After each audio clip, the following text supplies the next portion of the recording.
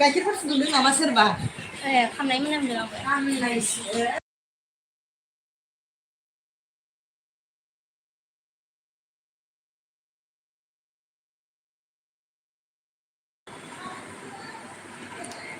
Hello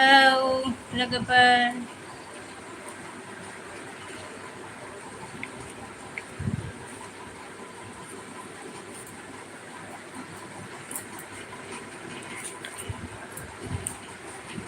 hello लोगोफोर।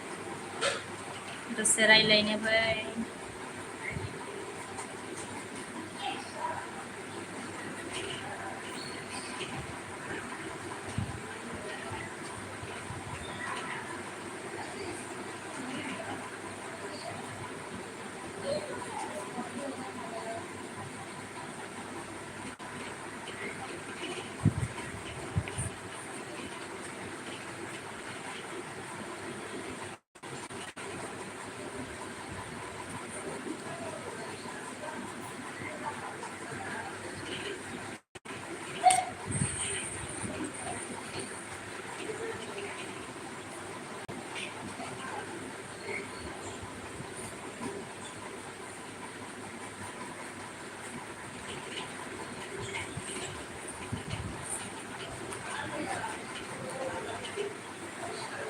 Hello लोगोफोर।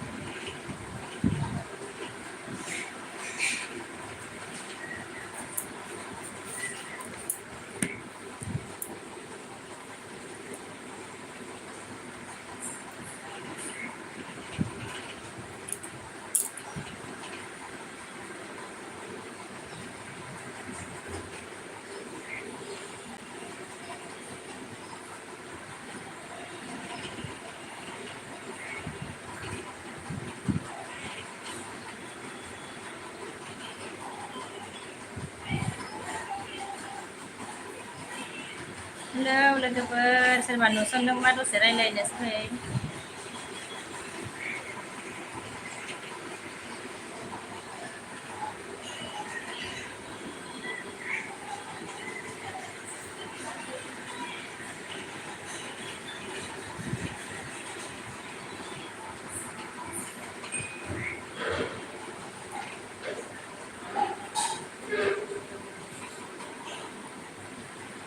SB production. हाय कैसे हो काबिर? मैं अच्छी हूँ देवर जी।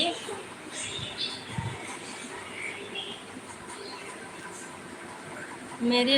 एलबी में आने के लिए thank you very much.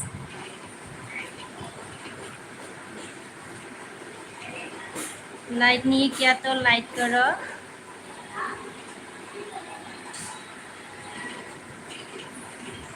SB production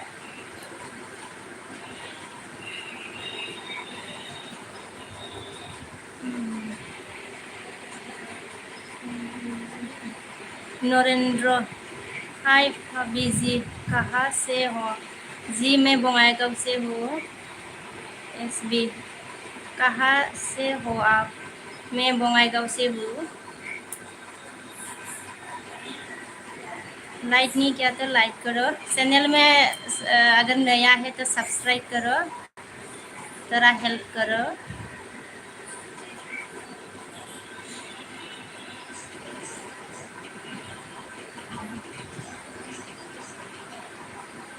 आं जाथ'वा आयै हाबनो हागोन ना मेडाम? हाबनो हागोन ना मेडाम? संजय रॉय हाय हाय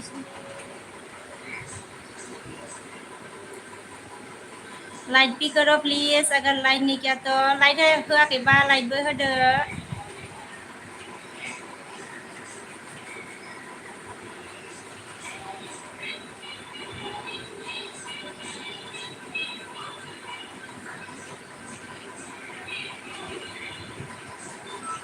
ओ संजय अकमिया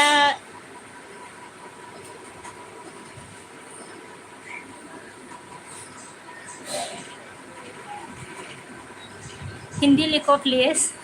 मुझे एसामीज पढ़ने नहीं आती।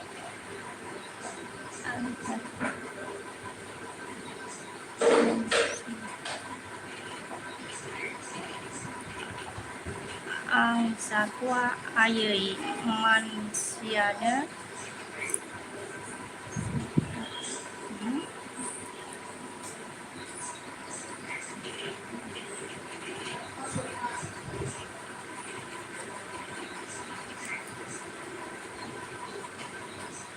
SB Production very cute हो आप। Thank you very much.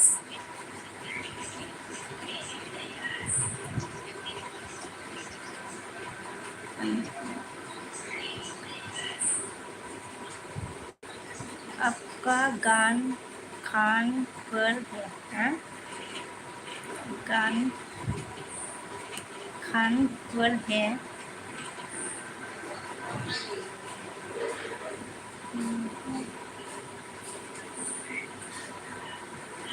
आं जाथ'वायामोन।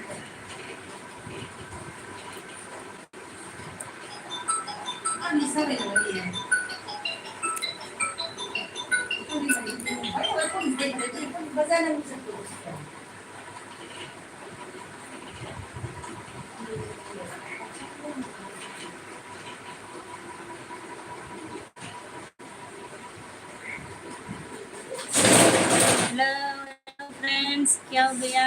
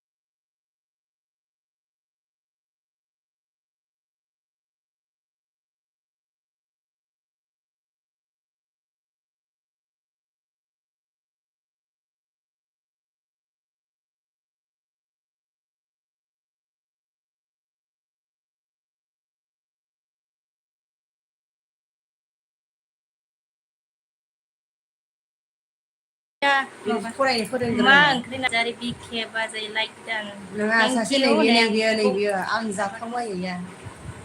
फरायनो सोलोंग्रो लिरहरलायदोंना गावनिया साबसक्राइबारा 40ल' बुंहरलाय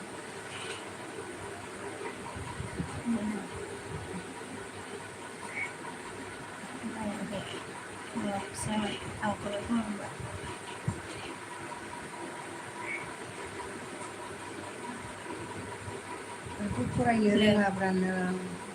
एखे बाजै नायदों। मा ओंख्रि नार्जारि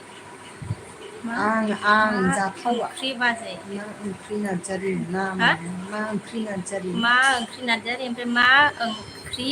बाजै ओंख्रि संथ'वाखैहाय बिस हाय नै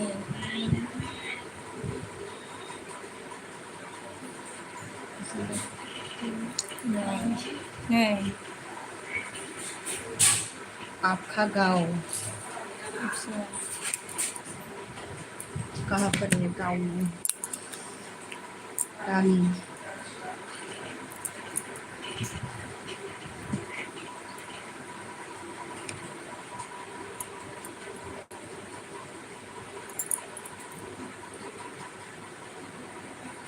मा ओंख्रि नार्जारि अन होनबाय आरोना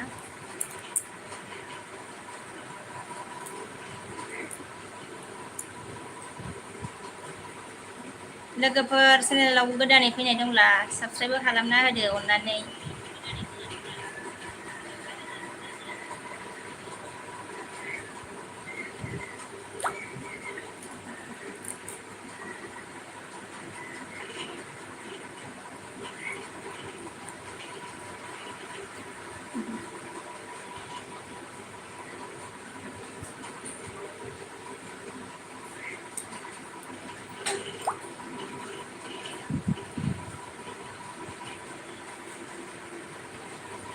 नामफ्रालाय मा बायदिलै बाजै नाइस बाजै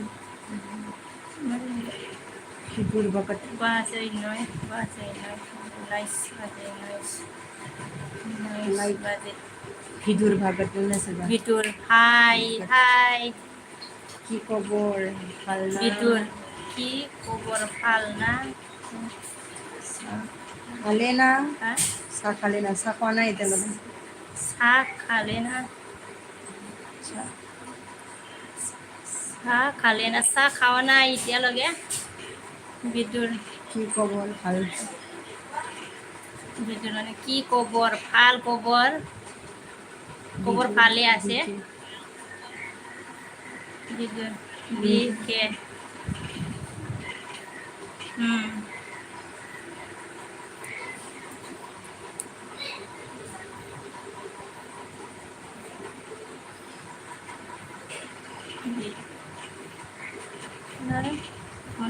বিদুরা মানকে আপনার কষ্ট হবে হ্যাঁ আপনার মালিক আপনার ঘর ফট হয় বা আপোনাৰ ফৰ হয় বা বঙাইগাঁও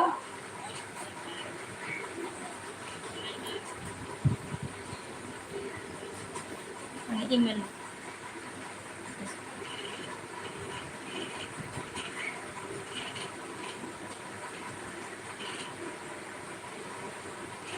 फैबावदों नामा आं जाथाव आयैया फैबावदों नामा नायनो हागोन फैयाखैसै ना थांबाय थांलांबाय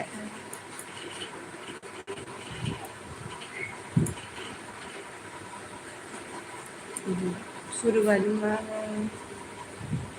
हाबनो हागोन ना मेदाम हेलौ गाइस लोगोफोर सोरबाफोर नुसनदोंब्ला दसे रायज्लायनोसै फैदो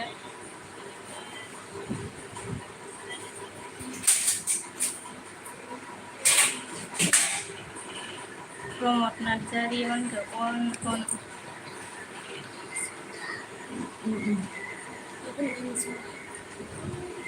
बिस मा खबर मोजां खबरा मोजाङानो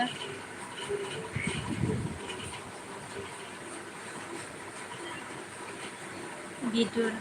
अके प्रमद नार्जारि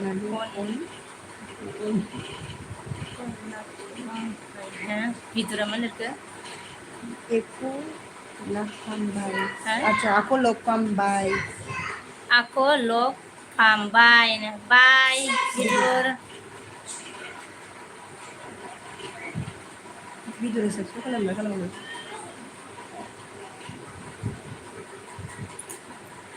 सब्सक्राइब नहीं किया तो सब्सक्राइब करके जाइए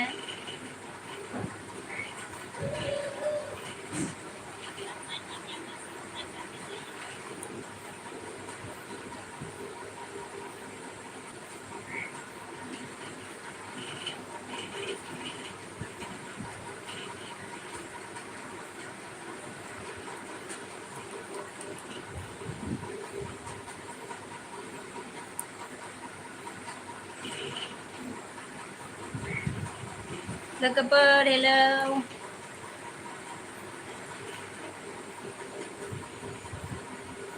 प्रमद नार्जारि अन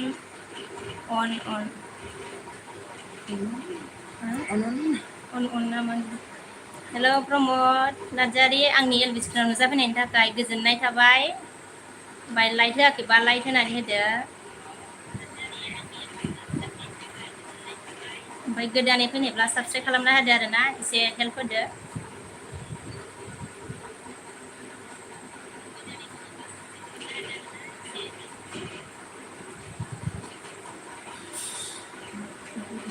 भिडिअ चेनेल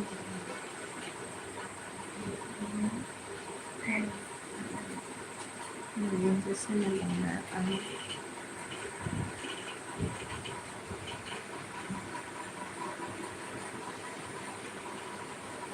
प्रमद नार्जारिया मा होनखो बाजै अकेनो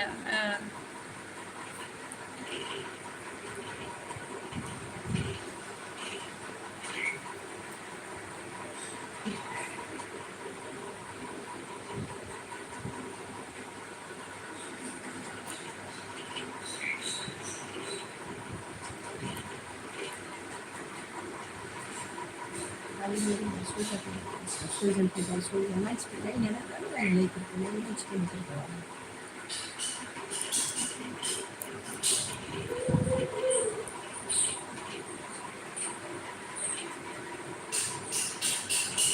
प्रमद नार्जारि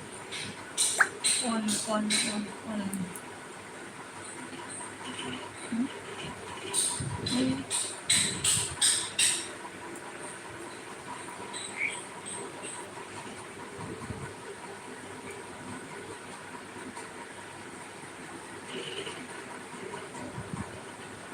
हेलौ लोगोफोर नुसनाखिसै नामा मानसिफ्रालाय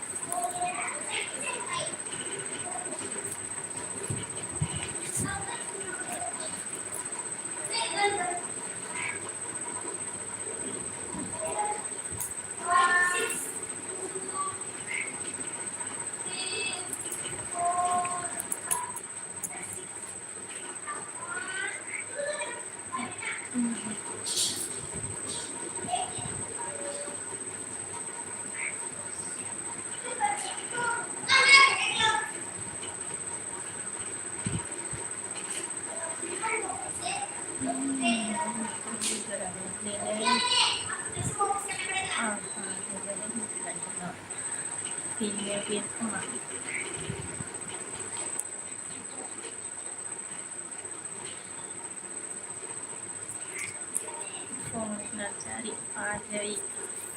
Hai, जेबो खोनायाखैनो रावखौ बेहाय बोरै खोनाफैनांगौ नों एथ' फिसा बुंनायखौ Promote Nursery, Bajai, Hai, Bidura Malika, Pat Khale, Pat Khanai,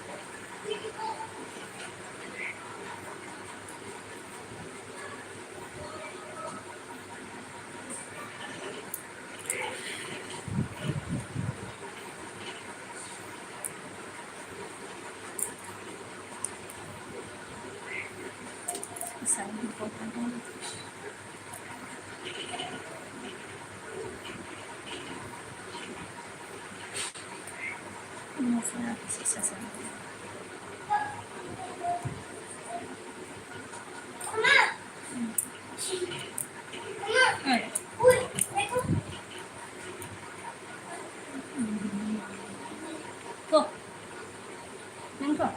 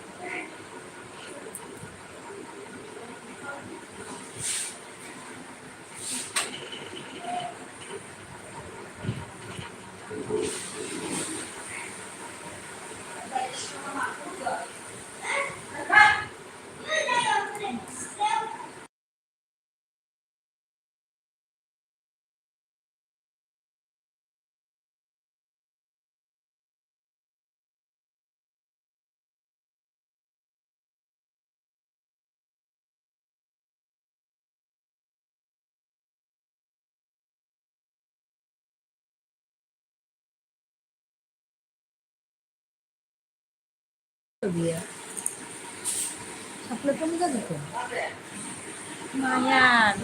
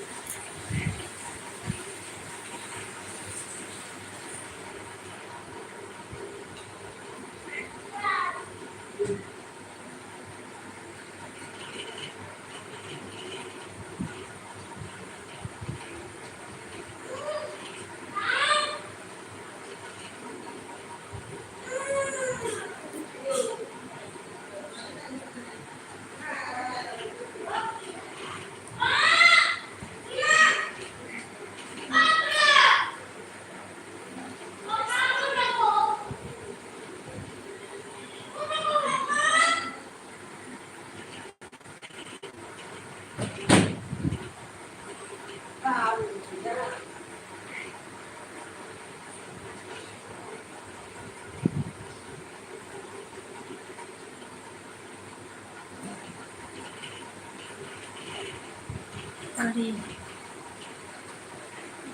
Basumatary मा खबर फ्रेन्ड मोजां खबर फ्रेन्ड थेंक इउ आंनि एलबि आव नुजाफैनायनि थाखाय गोजोननाय थाबाय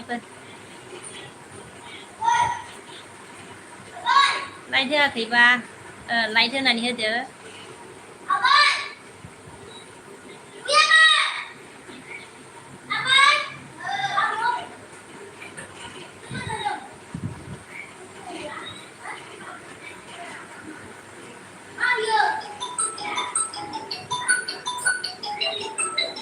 लाइक डान थेंक इउ लाइक होनायनि थाखाय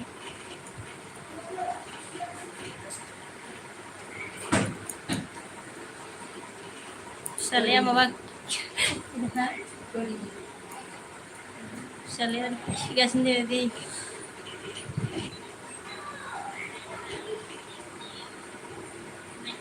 हरि बसुमतारी ओंखाम संबायना सङाखै फ्रेन्ड संथ'वाखै हरि सभी ट्यूशन हरिया 102 सब्सक्राइबर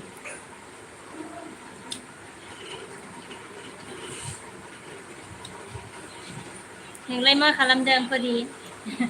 खिथाहरदो एसे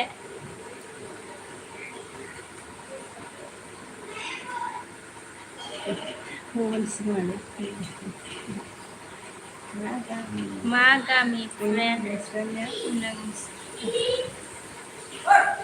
नोंसिनिया जोंनिया गामिया आङो बङाइगावआवसो थायो आरोना दायो बङाइगावआव थायो आङो ओमफ्राय गामिया ओरैहाय बिजिनिखै आरो अरिजिनेल गामिया नोंलाय बबेनिमोनलाय आं ओरैनो दं अखा बिराद हादों अखा हासोगारदों नामा जोंनिखै गैया इयाव नै बङाइगावआव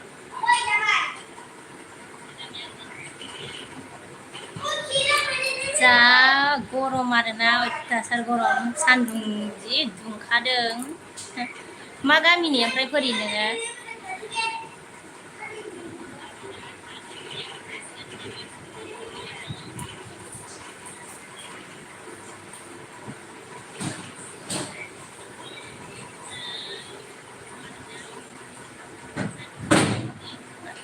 फरिया अदालगुरिनि बिस लाइक नांगोन हाय बिस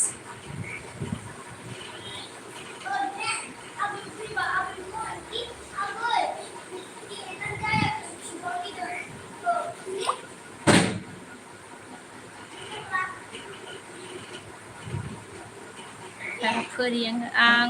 गुबुन जायगायावसो थायो फ्रेन्ड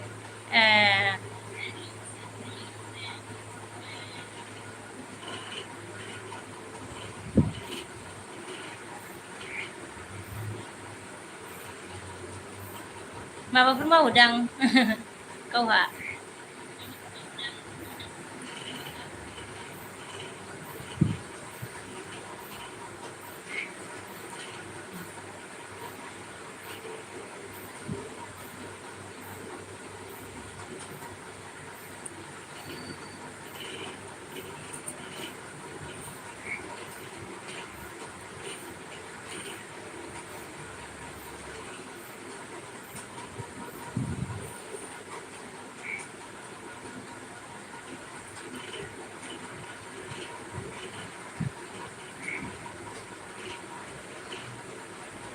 फोरि बसुमतारी होनगा जेबो मावथ'वाखै आङो फिसाजों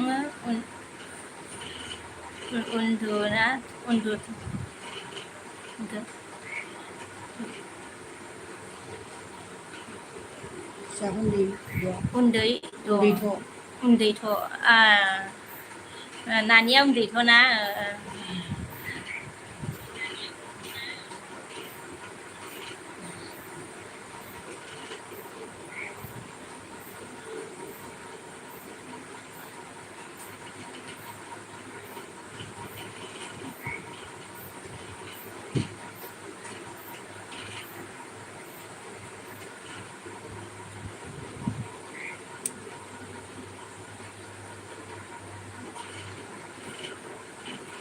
गरम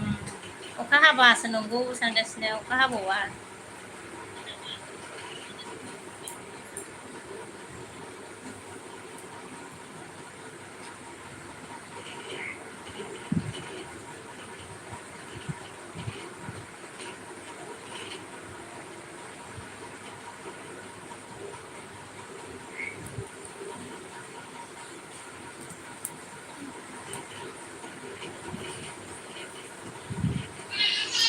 मालाबाफोर आंनावबो लाइभ फैबा दे फरि बसुमतारी मालाबा फै आंनावबो लाइभ फैबा दे फ्रेन्ड थांगोन आङो फरि जागोन दे नों फैथ'थाराखै नामा दा ने लाइभखौ 110 साबसक्राइबार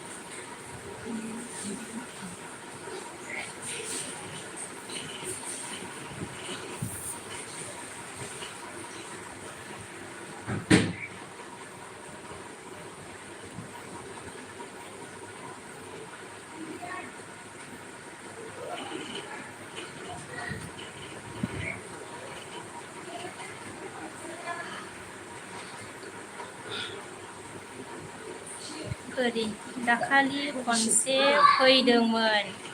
ए आं नुस्लाबासै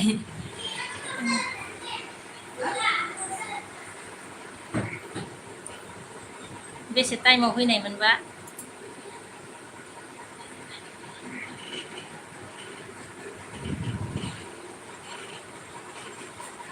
साबस्क्राइबारानो गैथारा आंना साबस्क्राइबारा खम ना गोदान खुलिनायाबो बावाखैनो दा आंनाबोथ' बारा गैया जाहैबाय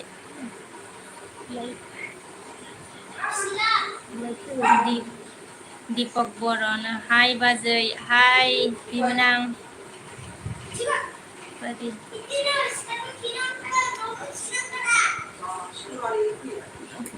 फरिया मा होनखो ओं गोदानसो ओं गोदानसो वान आच्छा 1 बाजियाव आच्छा साननि एकटायाव फैदोंमोन आच्छा 1 बाजियाव फैदोंमोन नोङो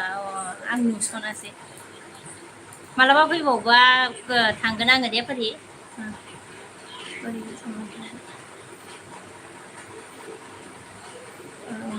ओं गोदानसो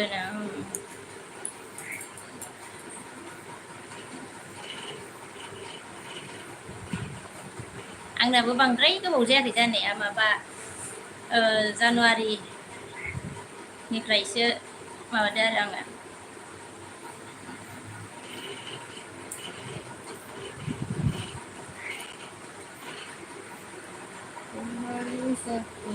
दीपक बर बहानि जाखो बाजैयालाय आङो बङाइगावनि दीपक नोंलाय बहानि ओमफ्राय दीपकआ गोदानै फैदोंब्ला लाइक होनानै होदो ओमफ्राय गोदानै फैदोंब्ला साबस्क्राइब खालामनानै होदो अननानै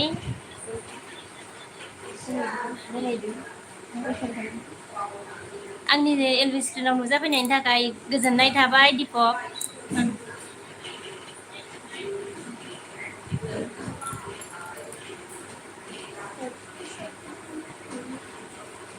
फरि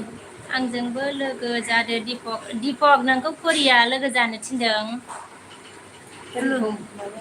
ब्लु हरना होनो र'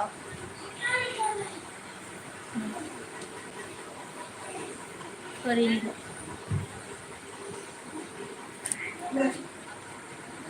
आं र' मा होनदों दीपकआ आं तामुलपुरनि बाजै सनानो तामुलपुरनि नोङो आगै सना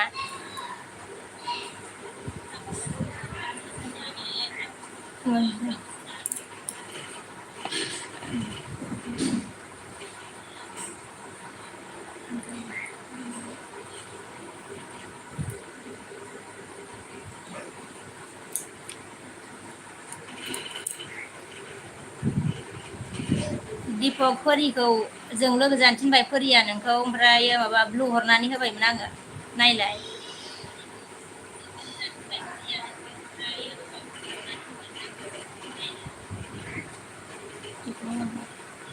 हानि आं आइडि सोदे दिपक हानि आं आइडि सोदे हानि आं आइडि सोदे अच्छा फानि भिडिअ बानायो अच्छा फानि भिडिअ फानि दिपक लाइक दानबा जैनो थेंक इउ दिपक लाइक होनायनि थाखाय गोजोननाय थाबाय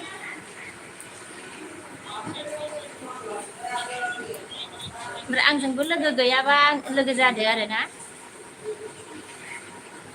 आंबो नोंखौ लोगो खालामनानै दोनगोन ओमफ्राय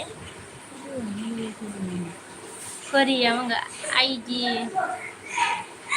आइडिबाबो जेबो नङा आइडिबाबो जेबो नङा आइडिबाबो जेबो नङानो दिपक दिपक बर' ब्लु हरलाय बाजै आया ब्लु हर बोरै हरगोन एसे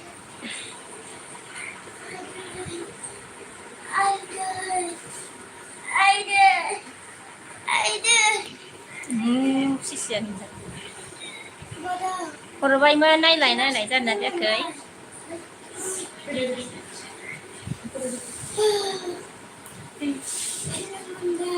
मानसियालाय मा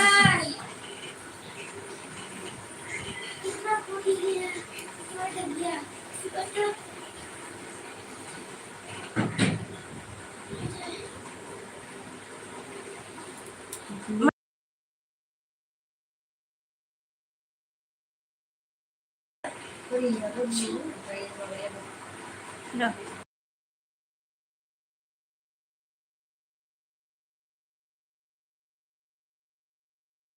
माबा फिसालाया दिसथाब खिनानै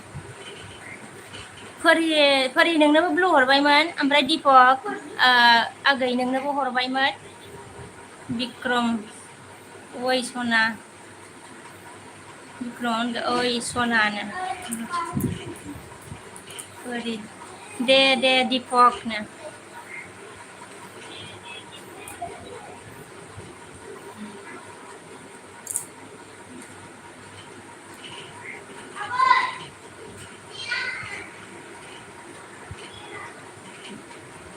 बिक्रम गोदानै फैनायब्ला लाइक होनानै होदो आरोना आंनि एलबि स्क्रिनाव नुजाफैनायनि थाखाय गोजोननाय थाबाय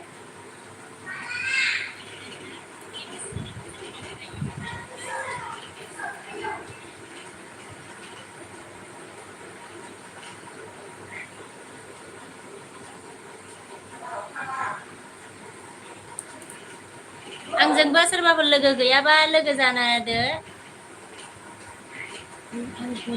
ए आर बड' हेलौ आब' हेलौ आगै सना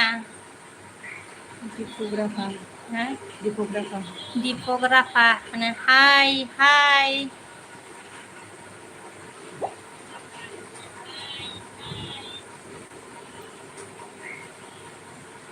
लाइट भी करो प्लिज लाइट होआखैबा लाइटबो होदो ए आर बड' मा खबर आब'नो मोजां खबर आगै बिक्रम बिराद मोजां बिराद मोजां बिराद मोजां दिपक सानैखौबो साब खालामबाय आं देनो थेंक इउ साब खालामनायनि थाखाय दिपक फोरि नोंखौबो खालामबायनो दिपकआ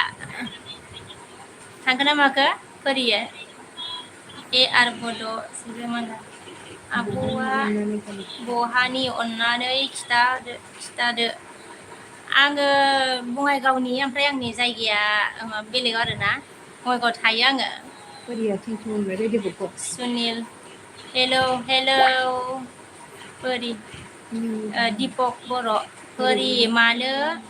मिनिदों होनदों फोरिखौ विक्रम हम हिंदी से बोलेगा विक्रम हिंदी से बोलो हाँ बोलो दिपक फोरि साब खालामबाय आं फोरि नोंखौ दिपकआ खालामबायनो लोगो खालामबाय ओमफ्राय नोंबो खालामना होफिनदो फोरि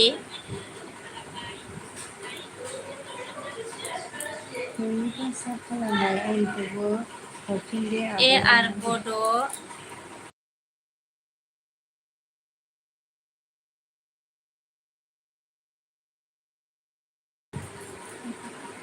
गावनिबो साबसक्राइब खालामफिनदों आब' आङो नोंनिखौ साब खालामबाय आंनिखौबो हरफिन दे आब' अननानै हरगोन आं आगै सना दे ना दानोसै र' ए आर बड' फोरि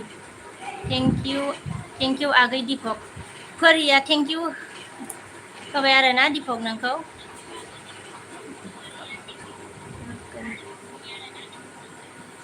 विक्रम अंक क्या कर रही हो भाभी अपी अपी क्या कर रही हो अपी दीपक फोरि कमेन्ट हरदों नाय फोरि कमेन्ट हरदोंनो दीपकआ नोंनो नायनो थिनदों आरोना बहानि बहानि होनदों आब'आ बङाइगावनि बङाइगावनि विक्रम आप कहाँ से हो मैं विक्रम बङाइगाव आप से हूँ कहाँ से हो मैं बङाइगाव से हूँ मैं बङाइगाव से हूँ फोरि बसुमतारी नुबाय दिपक आगै फोरिया मा होनखो नुबाय मेसेज दिपक आगै नुबायनो दिपक निति दले निता दले निता दले हेलो बाजै हेलौ बाजै हेलो हेलौ बिपुल बिपुल हाय हाय बिपुल ए आर बड' सिख्ला खाथियाव सोर दं आब' आंखौ हेल्पार आंनि खाथियाव लोगो दं हेल्पार फ्रेन्ड हेल्पार दीपक बर'नि बङाइगाव मा गामि बाजै गोजोनपुर बङाइगाव गोजोनपुरिनि बिपुल आसामिस बुझी पाए ना एसामिस বুজি हाँ हाँ পাই না बुझी पाए ইমান বুজি নাপায় অলপ লিখাটো চিনি নাপায় মানে মানে होबाय दं माथो आब' कमेन्ट फरायना होबाय दं माथो ए आर बड' सिख्लाहा कमेन्ट फरायना होबाय दं माथो आब' फरायना होबाय हेल्प दों खालाम माथो आब' ओं निता निता কি খবর না ভাল ভাল ভাল খবর ए नाइस बाजै ए नाइस बाजै थेंक इउ মই তেতিয়া মই নহ'ব তেতিয়া ক'ত নহ'ব মই নহ'ব তেতিয়া কি নহ'ব ক'ত क्यों নহ'ব आपने हिंदी हिंदी हिंदी नहीं आती क्या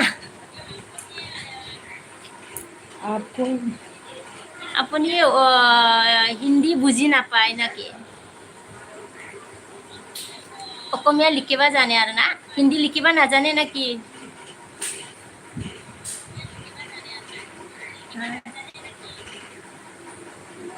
মই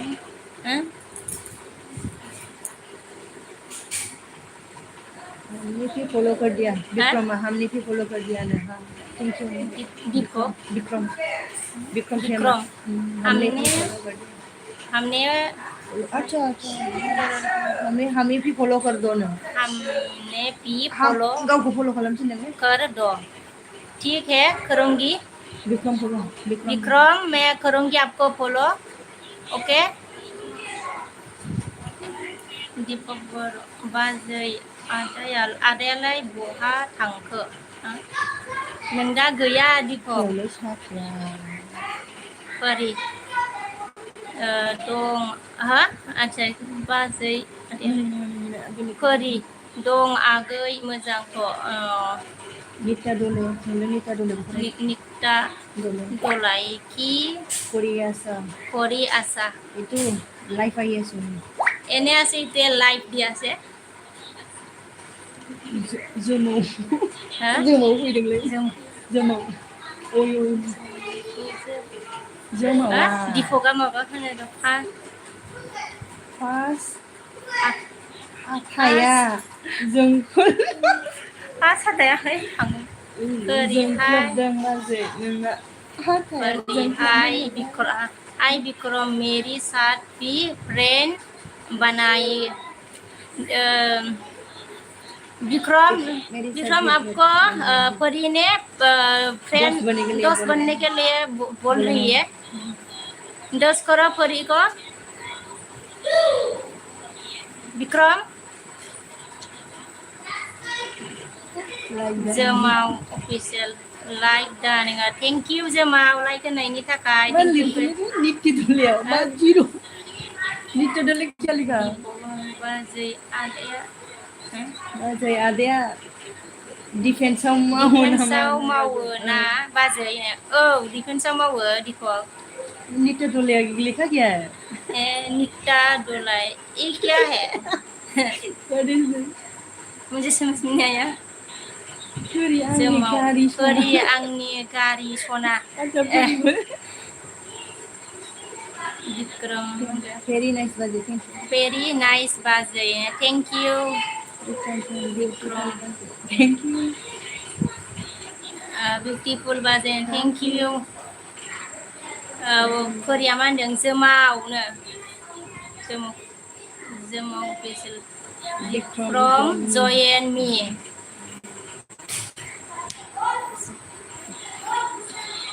जोमाव मा होनदों विक्रम जय एन्ड मी बोला मोखाङा साफाथारलाय बाजै yes tell me विक्रम मा होनखो इसको ब्लू yes tell me जोमाव परि आं नोंखौ गोसो होयोलै गावहा मा बै बिक्रमा मा होनदों उसका ब्लू भेजी अच्छा बेनिया ब्लु खाथ' अलरेडि जुमावासो थिनदोंना बिक्रमखौ अलरेडि बिक्रमनिया माबा जुमावनिया ब्लु बिक्रमखौ दीपक बाजै मा बाजै एमबी प्रोडक्शन फैदों what is your life MB production new subscriber नहीं एमबी प्रोडक्शन अनुगुण MB production what is the your life new subscriber MB production new subscriber thank you subscribe करने के लिए थैंक यू वेरी मच मेरी एलबी screen में आने के लिए thank you very much give like like नहीं किया तो लाइक भी करो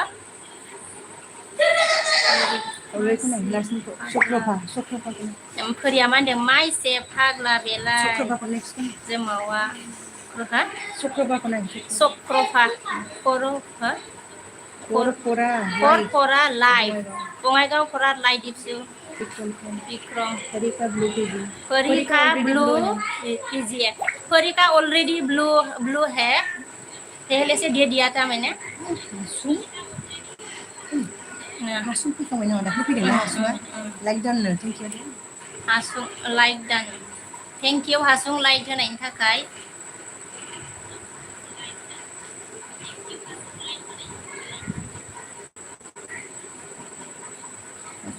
What is your job live stream? Welcome to live. Welcome. Okay, like your job live stream. Welcome to live. अच्छा welcome बोलो हासुं को. Welcome to my life बोलो हासुं को. Welcome to my life. हासुं. इंग्लिश होननानै दीपक मा होनखो बाजै दा 7:30 आव लोगो मोनगोन. गोबाव लोगो मोनगोन सुमितानि लाइफआव जागोन दे 7:30 दीपक बर'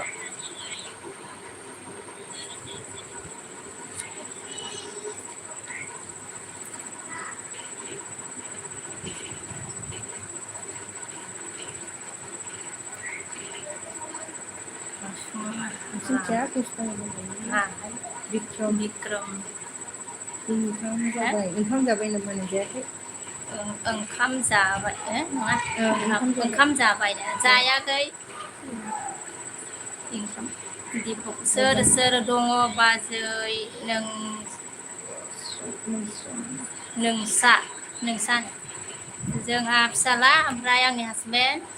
आं माहि दैमारि हाय आब'नो हाय आगै सना मायो हा आंनि एलबि स्क्रिनाव नुजाफैनायनि थाखाय गोजोननाय थाबाय माहि दैमारि नों बहानि आब' आङो बङाइगावनि आगै ओमफ्राय जायगाया आरो आंना बिजनि ओरैहाय थांबावनांगौ आरो ना जोनोम जायगाया माहिया लाइक होबायनो दे हा लाइक होबायनो माहिया थेंक इउ होनदो माहिखौ एम माहिया लाइक होबायनो माहिजों मा ओंख्रि बिक्रमा मा ओंख्रि होनबाय आरोना ओंख्रै संथ'वाखैनो एमबि प्रडाक्ट मोनगोन लाइक दानो थेंक इउ एमबि लाइक होननायनि थाखाय What is? What is? MB thank you like देने के लिए thank you very much MB product what this This is like. बोलो. This is like on English लिखो. This is like Like. Life This is like. खबर सबर मोजां ना आब' मोजां आगै ओं माहि ओमफ्राय आंनि चेनेलाव गोदानबा आंजों लोगो गैयाबा लोगो खालामना होदो आरोना आगै सना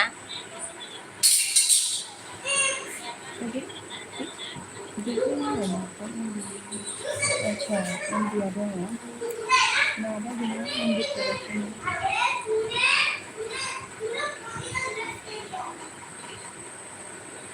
MB please support me. Korea मानखो एमबि प्लिज सापर्ट मी होनदों आरोना एमबि नोंखौ कोरिया माने सापर्ट खालामफिनदों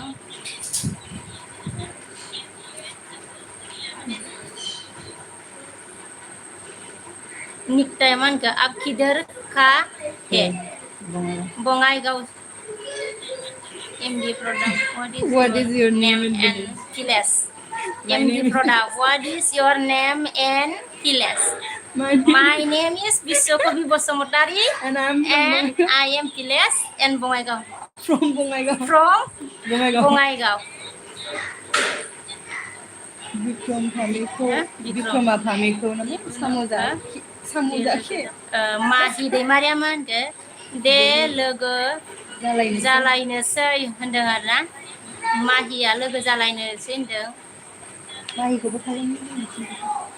खुलु नांगौ नामा माहि आगै दिपक बर' बिनानाव गैया नामा बिबोनां गैया नामा बाजैनो गैया एमबि प्रडाक्ट मोनगोन साब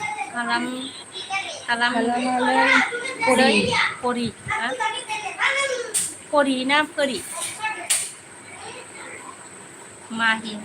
I am from बिजिनि माहिया बिजिनि ना MD product okay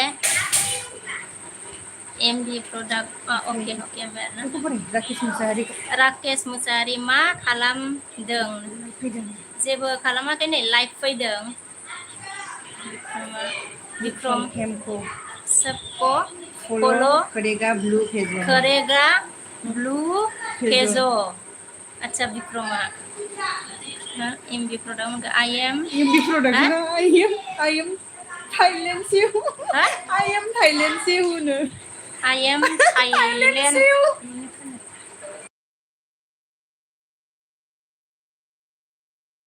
English ni beta tu ma I am Thailand siêu mana Thailand ni Rakesh Musaria oke sana lah dulu MB माबा बिदोंमोनहाय विक्रमा ना ब्लु बिदोंमोन विक्रमा नै र' विक्रम ब्लु होनानै होनि र' sekarang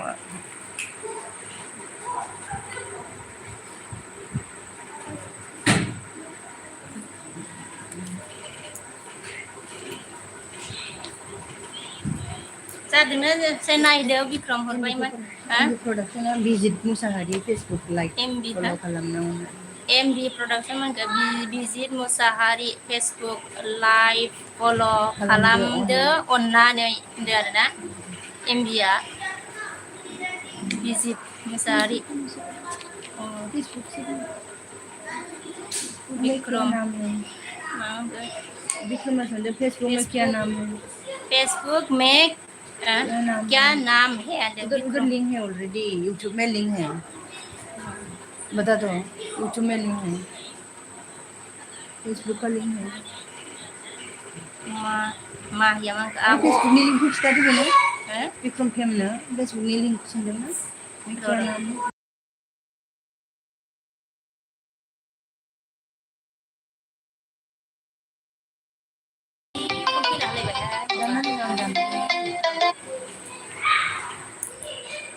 di poka bazai contradict खालामजोब्बाय। Bikram oke हेल' Bikram sister होनबाय जोङो मोनफैबाय र', दसे दोनथ'लाय, आं हरफिनगासिनो दे। होमबा फ्रेन्ड आं नङा र' आं दोनथ'बाय हरफिनगासिनो दे। एसे खामानि मावनि र' दे फरि दे र'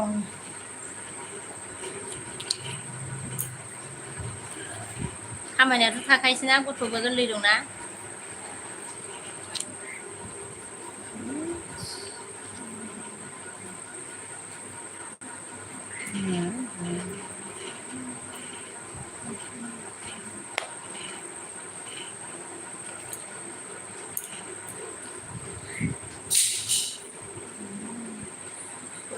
दे होमबा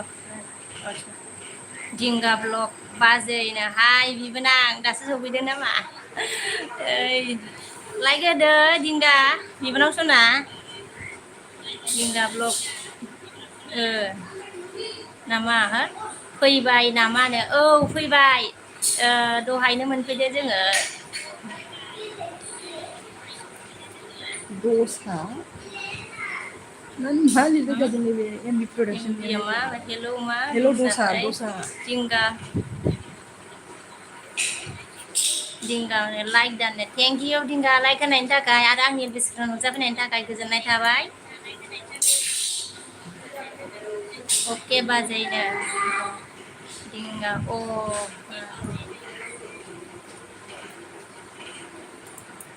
रामसन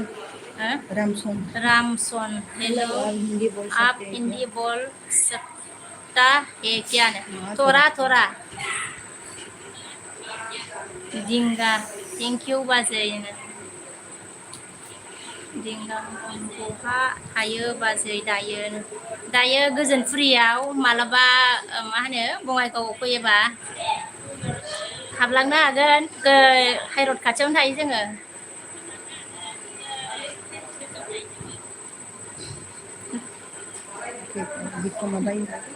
विक्रम ओके बाय बाय विक्रम दिंगा ब्लग गाबोन थांगोन बाजैनो गाबोन फैगोन नामा? फैबा हाब्ला लोगो हमनो हागोन बिदिब्ला थांखुमा नाङा लोगो हमनोबा दिंगा रामसना मा होनखो लाइक होबाय खोमा ना थेंक इउ लाइक होनायनि थाखाय रामसन लाइक देने के लिए थेंक यू वेरी मच।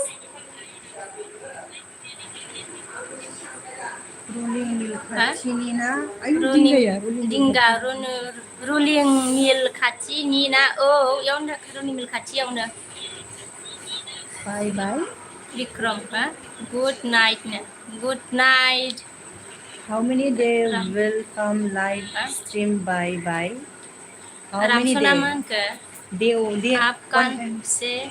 बोल रहा है मैं बङाइगाव से बोल रही हूँ मिनी दिंगा मा होनखो आं बेंटल गेट खाथियाव दं दाथ' मोनाबाय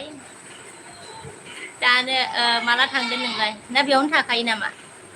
बेंटल गेटआवनो जौ लोंबानो थानो हाया लाइक जौ लोङाबानो थानो हाया आं हा होनबाय आरोना जौ लोङाबानो थानो हाया लाइक दान थेंक इउ लाइक होनायनि थाखाय गोजोननाय थाबाय जौ लोङाबानो थानो हाया ओमफ्राय आंजों मा होनो चेनेलाव आंनि गोदानै फैदोंब्ला साबसक्राइब खालामना होलांदो आरोना आंजों लोगो जादो आरो माने जौ लोङाबानो थानो हाया हाउ मेनि दे Welcome live stream bye. Welcome life इसे how many day welcome day by day what है day by day itu kan दे बाय दे जौ लोङाबानो थानो हाया मा इंलिसखौ बारा बुजिलायलांनो नागिराहाय इंलिस मिडियाम फरायनाय नङा नालाय बर' मिडियामावसो फरायलाबायनायमोन ना namaथ' बर'नि ओमफ्राय इंलिस लिरबाय नालाय दिंगा सानब्रै हो जाबाय बाजै सानब्रै जाबाय बाजै अ सानब्रै जाबाय मैं रामसुना आसामनि मैं आसाम से रामसुं मैं आसाम से हूँ अच्छा आप आसाम से हो आसाम कहाँ से हो आसाम कौन सा डिस्ट्रिक्ट आसाम कौन सा डिस्ट्रिक्ट से हो आप रामसन मनिता बर' फैदों हाँ? मनिता बर' हाय बाजैनो मनिता हाय बाजै मनिता बर' हाय बाजै होनदाना हाय आंनि एलबि स्क्रिनाव नुजाफैनायनि थाखाय गोजोननाय थाबाय मनिता आगै ओमफ्राय लोगो खालामदो लोगो गैयाबा आंजों ओमफ्राय लाइक होआखैबा लाइक होना गालांदो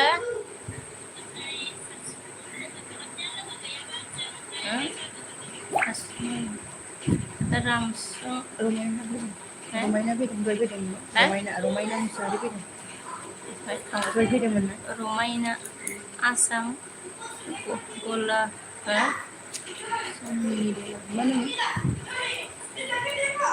आसाम गलाघाट मा होनगोन आसाम डिस्ट्रिक्ट गलाघाट कार्बि आलं अच्छा रामसना इनि आरोना कार्बि आंलं अच्छा आप कार्बि आलं से है क्या दिंगा टेन ल' पास दिंगा मा होनखो टेन ल' पास होनबाय आरोना Some any day life by जिनैल' मा पास आङो लिरदों जिनैल' नोंहालाय हासिनाय एनि डे लाइफ मा ओइ हासुं बुजिलाय लाङासैहाय बाय बाय नोंनिखौ मा जाखो बेलाय some any day Manita life मा खालामदों बाजैनो जेबो खालामाखै आगै ओमफ्राय माबा लाइक फैदों आरोना सानसुमा फैदों सानसुमा बसुमतारी सानसुमा बसुमतारी मा ओंख्रि संखो बाजै जेबो मा होनो संथ'वाखै आरोना ओंख्रिखौनो ओमफ्राय आंनि एलबियाव नुजाफैनायनि थाखाय गोजोननाय थाबाय रामसना होनदों आप कौन सा भाषा लाइक बोल होआखैबा रहे होदो रामसुङा मा होनगोन आप कौन सा आप भाषा कौन बोल सा रहे भाषा बोल रहे हो होनदों आरोना बोलो मैं बोडो भाषा बोल रही हूँ मैं बोडो लैंग्वेज बोडो लैंग्वेज हमारा लैंग्वेज है गोजोनपुरी दिंगाया मा होनखो गोजोनपुरि गोदो साराय फेक्टरि दंमोन गोदो नै बेयाव साराय फेक्टरि दंमोन नोंगौ आं मिथिलाय लाङा नै मनिता बर' आब' आं बाजै जिउ हासुङा बाय बाय होबाय हासुं बाय बाय ना बाय बाय हासुं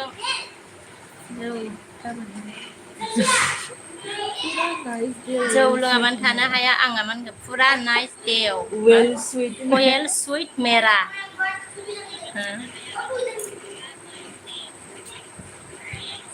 सानसुमा बसुमतारी मा गामिनि नों ना हो बाजै नोंना बाजै गामिनि नों ना बाजै रामसं बताने के लिए thank you tomorrow live stream idea bye bye tomorrow live idea bye idea bye tomorrow 11 o'clock please come back now Idian English रोंलाय लाङालै बाजै जौ आप क्या करेगा जॉब करेगा कि बात डांस करेगा बा मूवी बनाएगा अब क्या करेगा जॉब करेगा कि बात डांस करेगा फिर मूवी बार डांस करेगा बनाएगा मूवी बनाएगा बैठ के खाऊंगा, बैठ के खाऊंगी मैं, बैठ बैठ के खाऊंगी, बैठ के खाऊंगी मैं। मा फैनो गोदान बिदिनो वी वारी 12 VORE ना वो VI वारी 12 VI वारि आब'आ मा गामिनि? आङो बङाइगावनि आगै। थोड़ी देर के बाद रामसन नहाएगा। अच्छा रामसोना मा होनदों? दुगैनो थांसैनोलै थोड़ी देर के बाद थोड़ी देर के बाद मैं आऊंगा अभी आऊंगा नहाएगा। अभी नहाएगा। ओके जाओ पहले नहा ले। दिंगा बाजै नाम्बार मोनबाय नाम्बार मोनबाय ना? बाजै नाम्बार मोनबाय ना? नाम्बाराबा नंगौना नङामोन? ओइ बै फैदों नै सासे आङो लोगो हमनोबा हालकमेन हो हालकमेन नाम्बारा नंगौना नङा? नाम्बारखौथ' आङो मोनबायमोन जिंगा आगै। हालकमेन फैदों। पालक हालक हालक हालक मैन हाय हाय हालक मेरे एलबी स्क्रीन में आने के लिए थैंक यू। अगर लाइक नहीं किया तो लाइक करो। चैनल में नया है तो ज्वाइन हो जाओ मेरे साथ।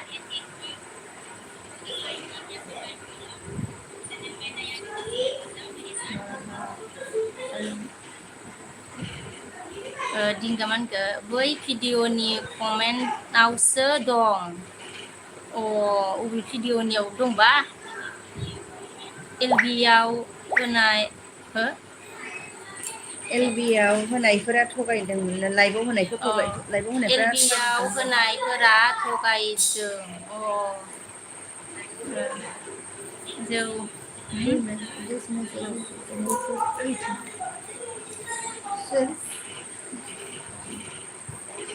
सुबह फॉलो करो, कमेंट करो, गाइस जौ लोङाबानो थानो हाया मानखो। गाइस हेलो सब फॉलो करो, दोस्तो लाइक एंड कमेंट होनबाय आरोना।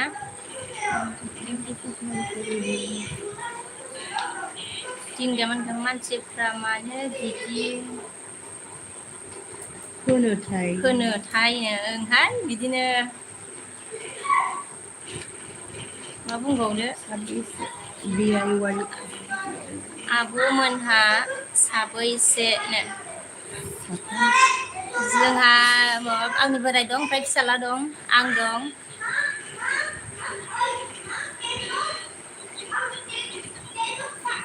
दिंगा ब्लग बाजै फियो मा होनखो जों दंनो दं बियाया दं होनबाय आरोना। आरो बे मा होनखो बेलाय जौ लोङाबा थानो हाया हाया आंआ मा? हकमेन नै बे हकमेनखौसो हरदों बेयो माबा हकमेन।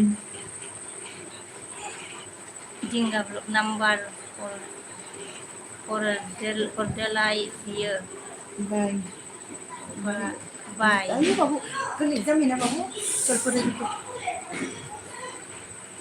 7:35 हो गया ऑलरेडी। वो भी उठाई क्या? भिडिअ नायना हर बाजै दिंगा ब्लग भिडिअ नायना हर बाजै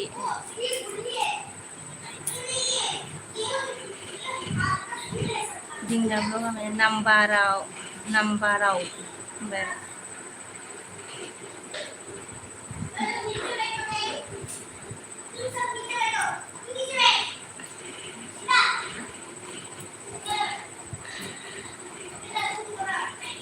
Zulungan ba? May kubaw lang lang yung zulungan yung English nila.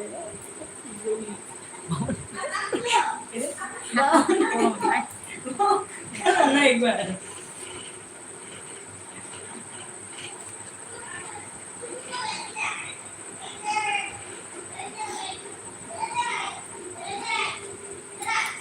चलो वो लेके आ, बुक्स लेके आ,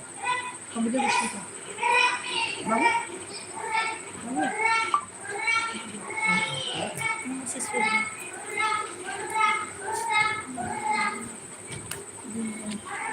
दिंगा आङो नाम्बारखौ भिडिअनि कमेन्ट भिडिअ नङालै फेसबुकाव थांनानै हरनो थिन भिडिअनि माबायाव बिदि कमेन्टआव हरनाङा हरबाय हरबायना नोङो जागोन दे आङो नायगोन मेसेन्जाराव हरनो थिन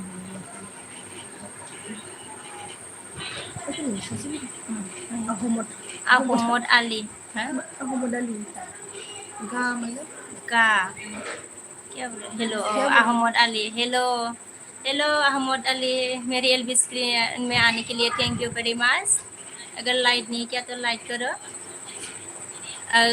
अगर मेरे चैनल में नया है तो सब्सक्राइब नहीं किया तो सब्सक्राइब करो ज्वाइन हो जाओ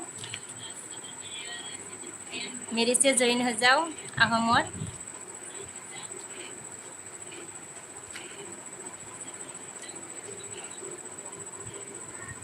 बे आहमदजों बै बे सासे फैदोंमोन ना बेजों एखे सासे मानसियानो आहमद आलिजों बै सासे फैदोंमोन ना माबा नैबे हालोकजों एजों सासे मानसियानो दे बै हालोक नोंजों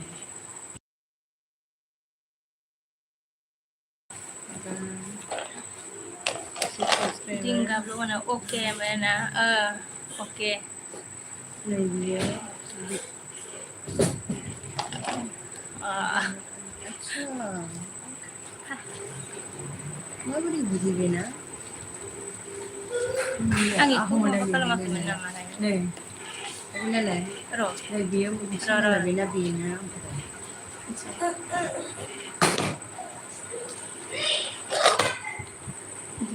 kuasai tinggal agak ibu menang sana tinggal oh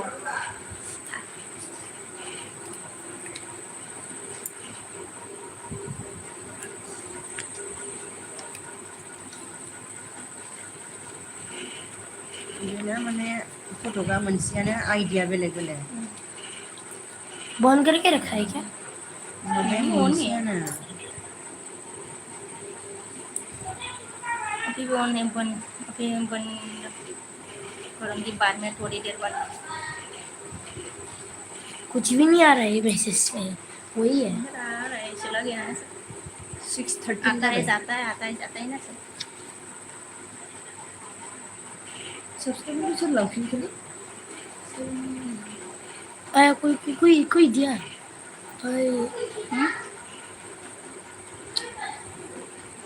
दिंगा मा ओंख्रि बाजै माबा ओंख्रिखौ संथ'वाखै ओंखानसैना टाइमाबो माबाखाबाय नालाय एगजाम दंमोन ना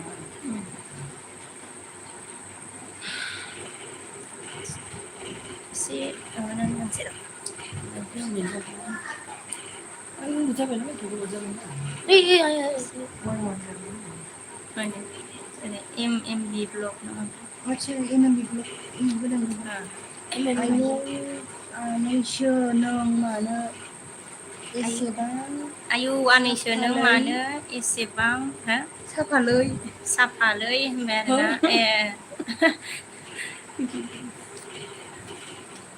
आंनि एलबि स्क्रिनाव नुजाफैनायनि थाखाय गोजोननाय थाबाय एमबि ब्लग एमबि ब्लग ओमफ्राय लाइक होआखैबा लाइक होदो आरोना ओमफ्राय आंजों जयेन गैयाब्ला जयेन जादो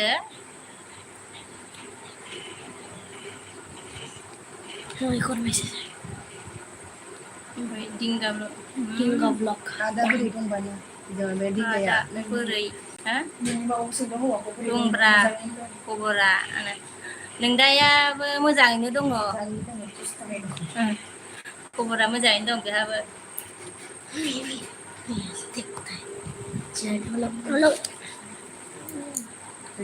आया डिंगा वही है दामानि खबरफोरा गैया आच्छा एमएमबि जों सिनायो बे एमबि आच्छा एमबि आदा होनदों आरोना रमायना मुसाहारि दामानि खबरफोरा गैया एमबिबि आदा होनबाय आरोना एमबिबि नोंखौ दिंगा आगैया माबा हरबाय आरो रायज्लायहरबाय नोंजों रमायना आब' मा गामि Masih wedding lagi pacar. रमायना आगै आङो बङाइगावनि बङाइगावआव थायो आरो आङो MB Oh badai, MMB. नुनाय लोगो लोगो गोसो थोलांबायसो आंनो आरोना Oh, my turn. Kena salah subscribe जिंगायाव mana? बाजै 3.88 subscriber na ilay. सना अफिसियेल हेलौ आब' हेलौ आगै सना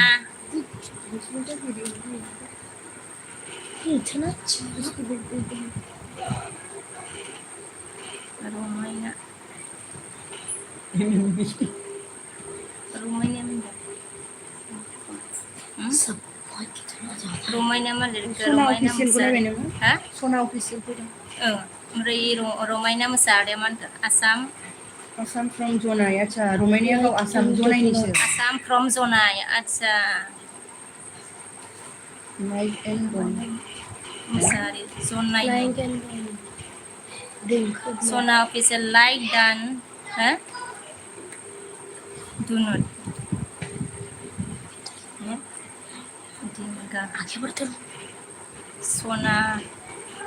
सना हाय मा खालामदों होनदों सना नोंखौ दिंगा आगैया मा खालामदों होनदों आरोना खिथाहरदो मा खालामदों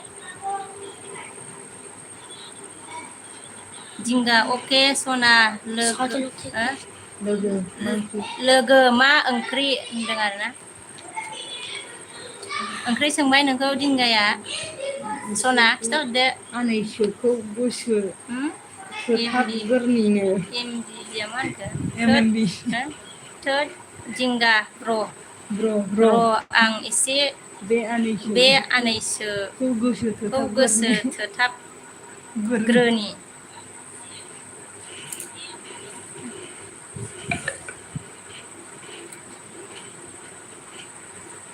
Hari ini juga.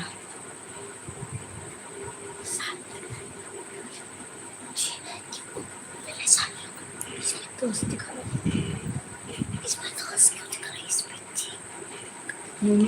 Moni Bosumotari Momi na abo double I love you double money 2 times love double ममि आंनि एलबि स्क्रिनाव नुजाफैनायनि थाखाय गोजोननाय थाबाय आरो ना ओमफ्राय आंजों जइन गैयाबा जइन जादों ममि ओमफ्राय लाइकबो होनानै होदो आरो एसे ओमफ्राय अननानै सनाया साबस्क्राइब खालामफिनजागोन सना फेसेल साबस्क्राइब खालामना होबाय आंनिखौबो बेक हरफिनगोन आब' स्क्रिनशट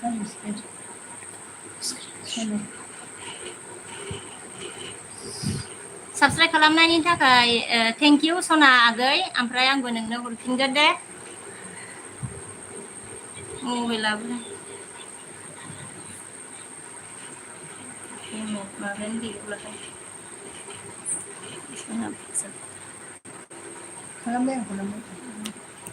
आंबो खालामहरफिनगोन दे ममि आगै सनासो ना सना आगैसो सना अफिसियेल आंबो खालामगोन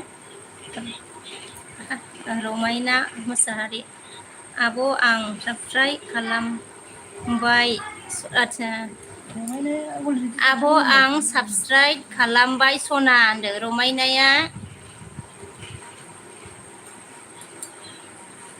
रमायनाया सनाखौ साब खालामबायनो खालामबाय सना Oke, sono facial oke. Moni Bosumotari. ममि Basumatary आब' नों बहानि आङो बङाइगावनि माने बङाइगाव थायो आरो आङो ना ओंखायनो आङो बङाइगावखौ खिथायो दिंगा बाजै हरबाय बे सर्ट भिडिअ नायदो दाहाय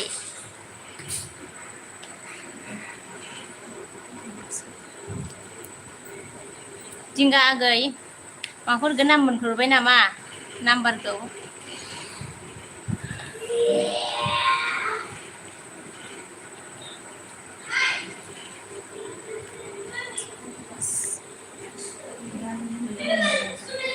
भिडिअ कमेन्ट खालामहर ओमफ्राय सनाया मा होनखो भिडिअआव कमेन्ट खालामहर कमेन्ट खालामहर आब' होनदों आरोना भिडिअआव कमेन्ट खालामहर आब' नों साबस्क्राइब खालामखांनायनि आगै सना आङो साबस्क्राइब खालामनानै नोंनो कमेन्टबो हरगोन दे आगै सना सना अफिसियेल आङो नोंखौ माने लोगो खालामगोन बेनिफ्राय आङो कमेन्टबो हरनानै दोनगोन दे आं माबानानै दोनखाबाय आरो हिनजावफोरखौ जा गोसो खोथा थायो MBBआव मा होनखो दिंगा ब्र नोंहाथ'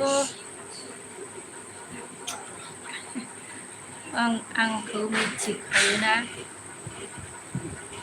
MBB फाग्लाया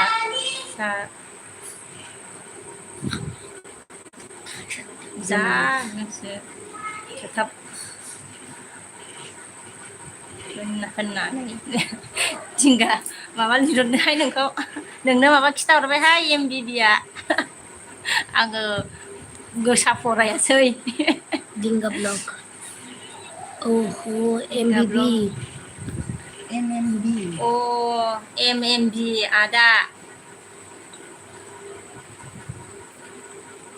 सनानिखौ फरायदो सनानि सना ओंखाम जाबाय नामा आब' ओंखाम जाथ'वाखै आगै संथ'वाखैनो रामसना दुगैखांबोबायलै सरप्राइज रामसन लाइक किया सब्सक्राइब किया लाइक किया सब्सक्राइब अभी जा किया रहा है बाय बाय ड्यूटी जाएगा अच्छा सब्सक्राइब किया लाइक किया अभी जा रही है बाय बाय ड्यूटी जाएगा अच्छा बाय बाय आपका ड्यूटी है क्या पानी पानी लिसन हियर आप क्या नौकरी करते हो SBTY हाँ SBTY हाय लाइक दान थेंक इउ लाइक होनायनि थाखाय ओमफ्राय आंनि एलबि स्क्रिनाव नुजानायनि थाखाय गोजोननाय थाबाय आरोना ओमफ्राय आंजों जइन गैयाबा जइनबो जादो SBTY Jadi actress. रमायना मुसा रमायना मा होनदों एक्ट्रिसनि मादाव सोरखौ साबसिन नुयो नों एक्ट्रिसनि मादाव एक्ट्रिसनि मादाव सोरखौ साबसिन नुयो आब' नोङो साबसिन माने आङो आगोलावथ' संगिना फार्स्ट टाइमावथ' आङो संगिनाखौनो बयनिफ्राय माने आगोलनियाव आरो साबसिन मोनोमोन दाथ' गोदान गोदान मोजां मोजां ओंखारबाय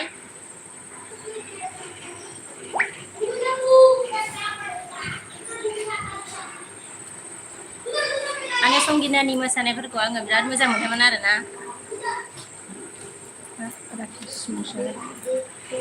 राकेश मुसाहारि हाय जारौ माना हाय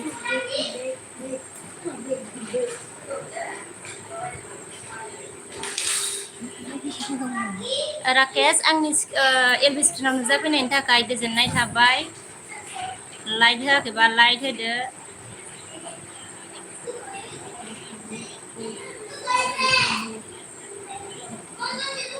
लोगो गैयाबा लोगो जादो आरो आंजों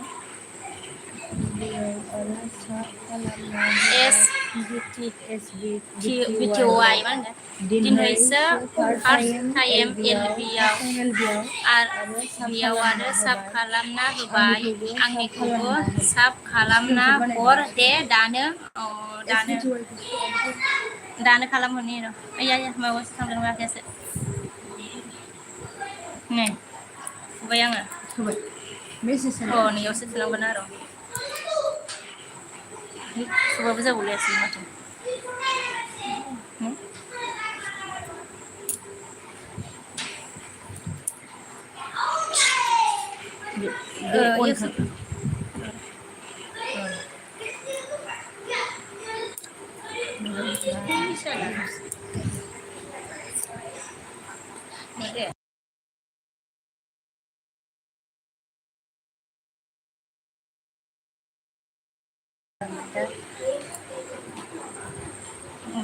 S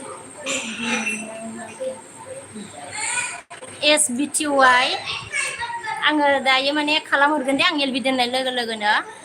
मेसेजबो हरनानै दोनगोन आङो नायनानै माय फेभरेट फुजि एन्ड संगिना रमायनानिया फेभरेटआ जायाखैमोनबो फुजि आरो संगिनायानो र' सिखोना माबा थांफिननोसै दिपक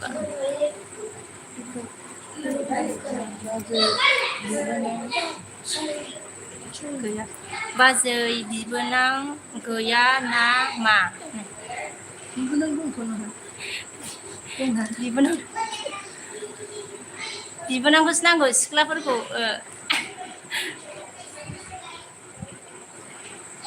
ओमफ्राय एमबि प्रडाक्ट माने साब बानायदो बयबो अननानै होनबाय आरोना एमबि प्रडाक्सन साब बानायदो बयबो सोरखौ थिनदों ना नोंखौ थिनदों र' एमबि प्रडाक्ट सेल एमबि प्रडाक्सना आচ্ছা चेनेल दंथ' उनाव जायो दे एस बिटिवाइ मा होनखो ब्लग जायो दे नो जायो होनबाय आरोना साबसक्राइब खालामजायो होनबाय खोमा नोंनि गोसो आङो खालामथारगोन थगाया आरोना बिटिवाइ आङो माबानानै दोनखाबाय नै लाखादों आङो माबाबो हरनानै दोनगोन कमेन्टबो हरनानै दोनगोन आङो मबाइलाबो गंसेल' नालाय नै लाखादों आङो लेखा सापर्ट होनायखौ आङो सापर्ट हरफिनजोबखायो आरोना एमबि प्रडाक्टमानखौ अन होनबाय आरोना दिपक बर' औ सिख्ला सिखोला बिबोनांखौथ' सोंदों आं बिबोनांखौथ' सोंदों आंनो दङ बिबोनांबो दङ बिबोनां थाबाबो आजिखालि थाखाजोबो दा एमबि प्रडाक्सना मा अन जाखांनाया अन ना औ ओमफ्राय बैयो दिपकमोनखो औ इन्डिया मा होनखो अनैनो दं खोमाहाय नोंखौबा सापर्टआ एस माथो बिटिवाइ जागोन हो दे जुदि नों अननानै खालामोबा बा खालामनाय आंनि सापर्टआ गोसो बाबो जागोन दे जुदि नों अननानै खालामोबा खालाम नोंनि गोसो आं खालामगोन SBTI थावजेन नै जाबाय आङो लाखादों आरोना इयाव लिरनानै दोनखाबाय आङो आंनिया 37 आइडि दङमोन मोनथोंसै र' जायो नै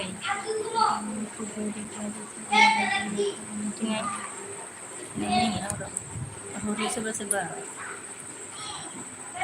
दाख्लै बुनानो जादोंमोन जायालै बेहाय बिसिनि माबासो देखायो एक्टिभिटिस देखायो जायो नामा बेयाव जाया नों बिदिबा निजेनि चेनेलखौनो ब्लुटिक खालामनानै लानांगौ आंनि गैया माथो रावबो आंना गैया माथो आंना रावबो गैया माथो रावबो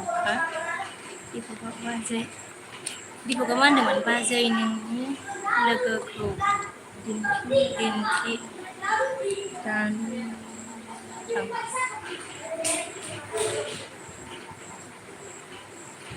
बाजै नोंनि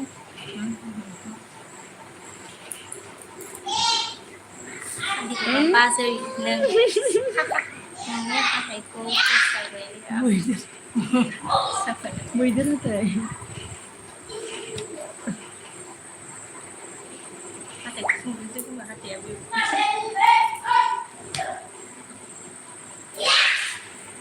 आं थांसिगोन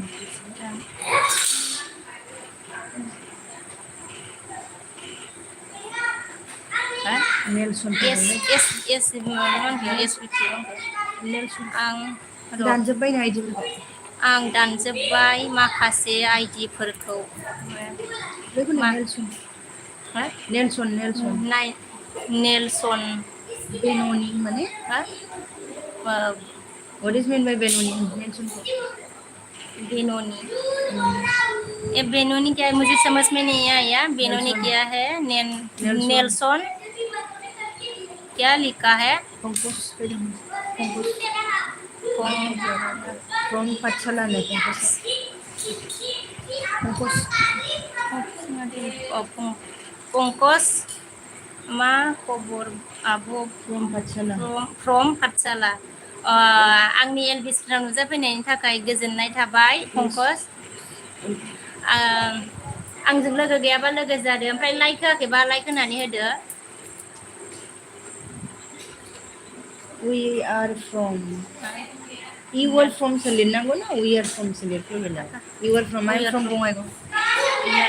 नेलसन नेलसन नेलसन मा होनखो we are you are from लिरनांगौ we are from आंना बङाइगाव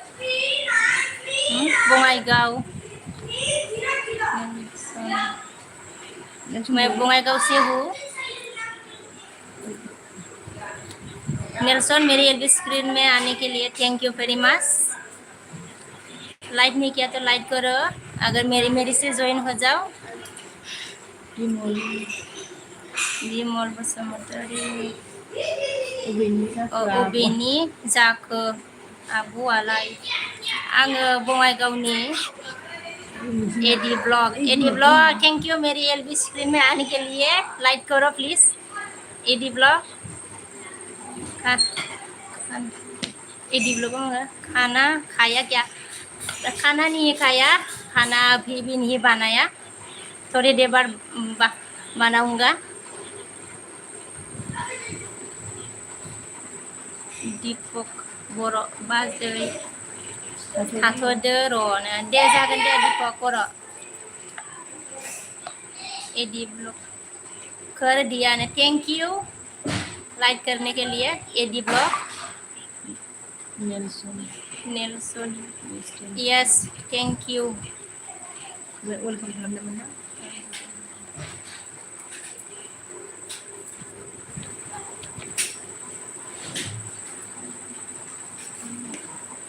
एक मिनट से आता जाए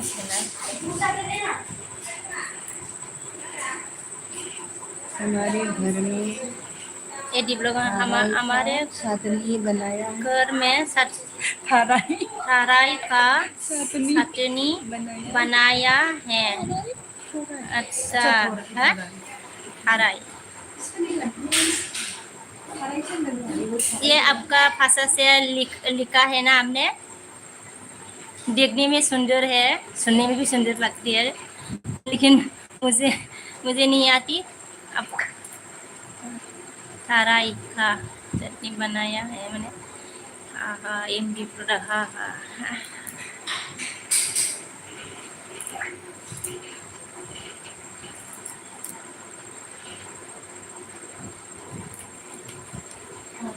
क्या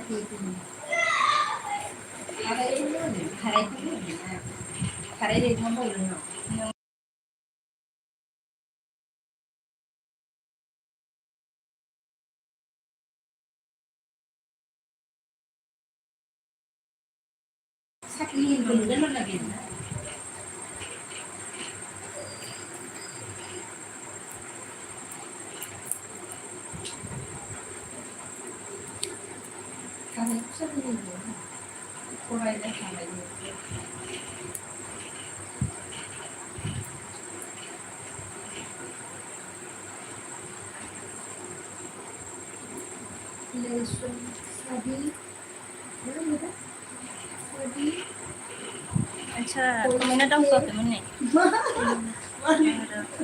क्या कहता है एडी ब्लॉग में थाराई को क्या कहता है थाराई को ये थाराई मुझे समझ में नहीं आया थाराई ये थाराई तो थाराई सब्जी है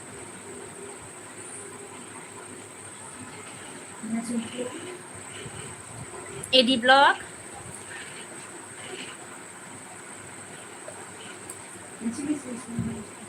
नेल्सन शादी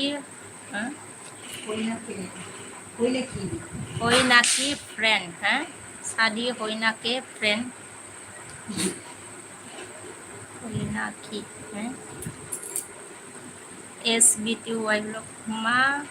खालामदों दा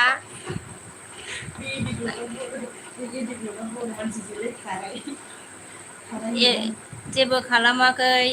LB होगासिनो दङ ना सब्जी जो जंगल में मिलता है अच्छा हाँ SBTY ब्लग मा SBTY blog मा boring लै मा boring लै boring boring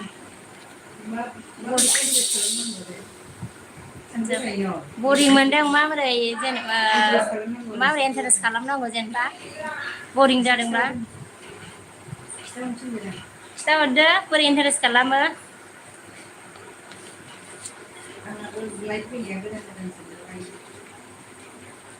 आहाबो गोदानसो नालाय लाइभ फैनायाबो गोदान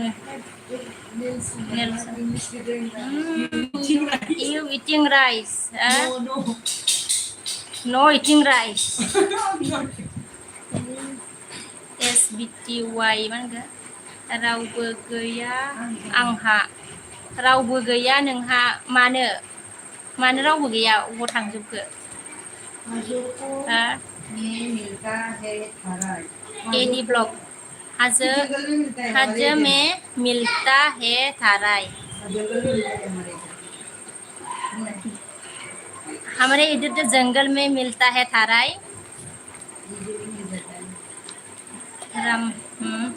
रामसन हेलो रामसन आप ड्यूटी में गया था ना इतना जल्दी आ गया क्या SBTY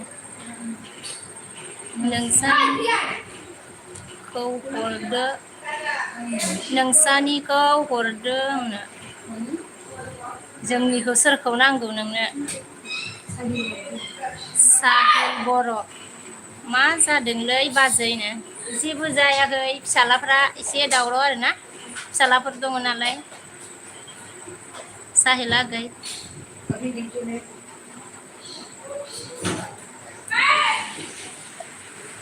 रामसन इन ड्यूटी में बहुत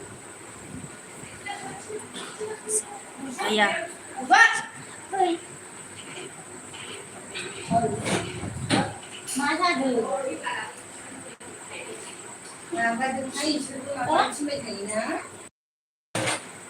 या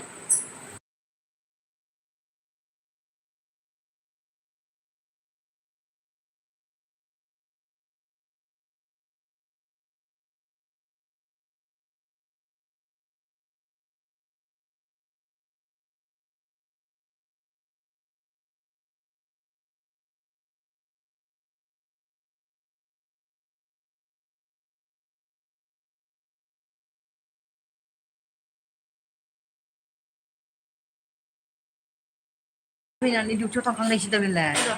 रामसन अभी ड्यूटी में घुस गया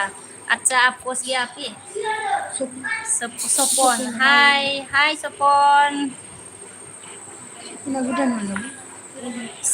सपन गोदानब्ला लाइक होनानै होदो आरोना ओमफ्राय जइन गैयाबा जइन जानानै होदो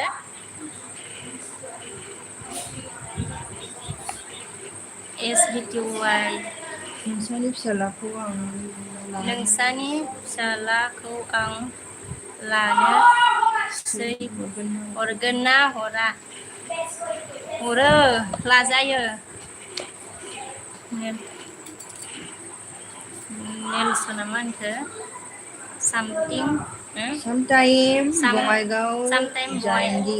Sometime Bongaigaon जाएंगी अच्छा ठीक है आ जाना अच्छा ठीक है कब आ जाना घूमने के लिए एडी ब्लॉगा एडी ब्लॉग खाहाम दे मतलब आप कैसे हो, मतलब अच्छा खाहाम दे हो तुम मतलब आप कैसे हो मैं ठीक हूँ, मैं ठीक हूँ एडी ब्लॉग अच्छा खारबी आंलं बे ना खारबी आंलं एडी ब्लॉग त्रिपुरानिनो रमेन बरुवा हाय आई लाभ इउ होनदों आरोना I love you too हाय रमेन आई लाभ इउ टु आंनि एलबि स्क्रिनाव फैनायनि थाखाय गोजोननाय थाबाय रोमेन मेरे एलबी स्क्रीन में आने के लिए थैंक यू वेरी मच अगर लाइक नहीं किया तो लाइक करो अगर चैनल में नया है तो सब करके दीजिए चैनलाव गोदानबा सब खालाम आरोना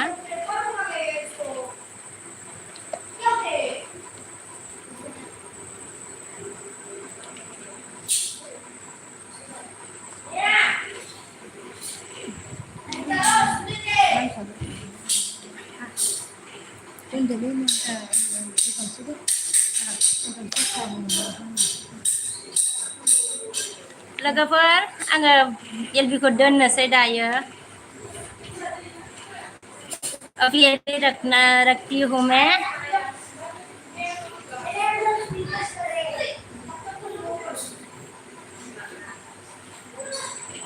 भाभी को बोडो में क्या कहता है भाभी को बोडो में बाजै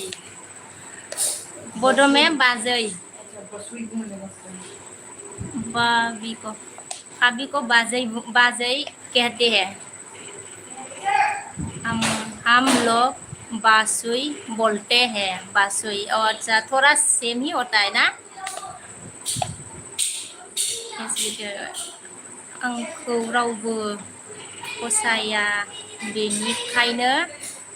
नोंसानि फिसालाखौ लानोसै आं सानै ब्लग खालाम जाबाय थागोन ना जागोन दे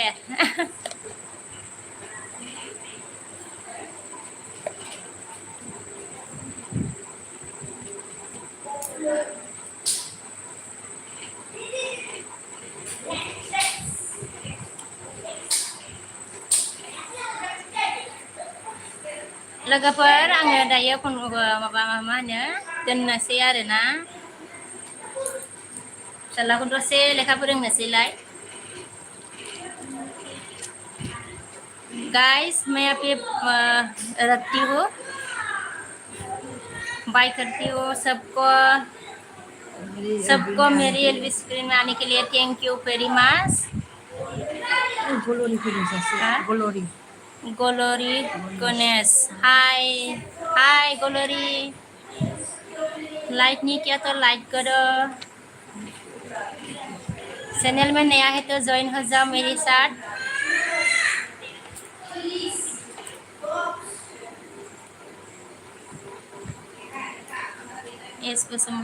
एस बसुमतारिया हिनजावना हौवा जाखो नोंसानि फिसालाया बेसे बोसोर जाखो 6 जानोसै आरोना जाथ'वाखै बोलते हैं और बोडो में जिला जीजा जीजा जीजा को खुमै बोलते हैं और बोडो में बोलते हैं गुमै भगवान ये लगा नाम ले अच्छा नमस्कार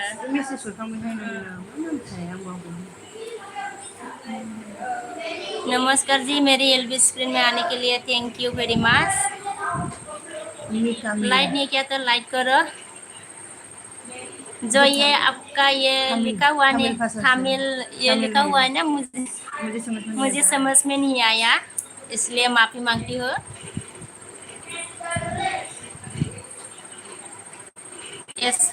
SBTY ब्लॉग हाँ वेलकम टू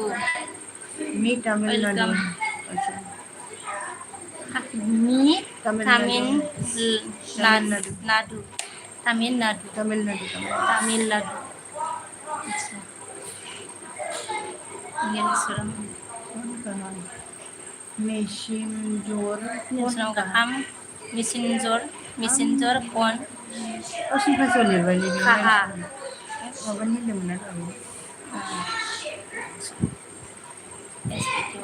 गावसोर देरसिन माथो गावसोर देरसिन माथो आरो नोंसो होनदों दे आं बावैसो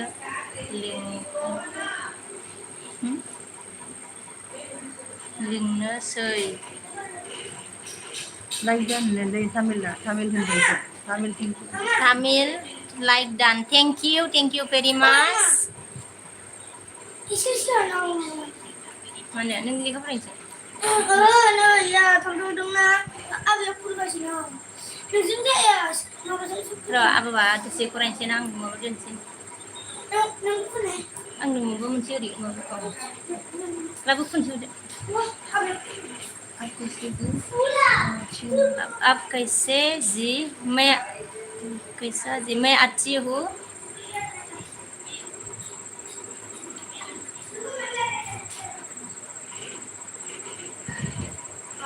जीजा को कुमाई बोलते हैं और बोडो में अच्छा बोल दिया था ना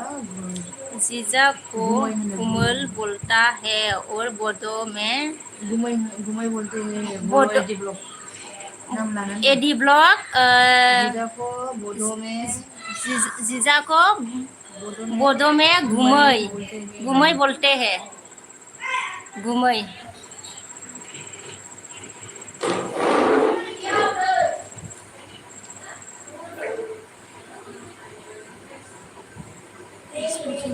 एस बसुमतारी माने आब'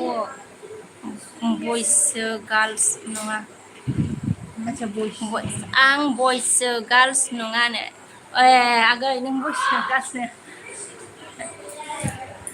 आं बिदि होननायखौ गाज्रि मोननाङा आगै सना एस बि टि वाइ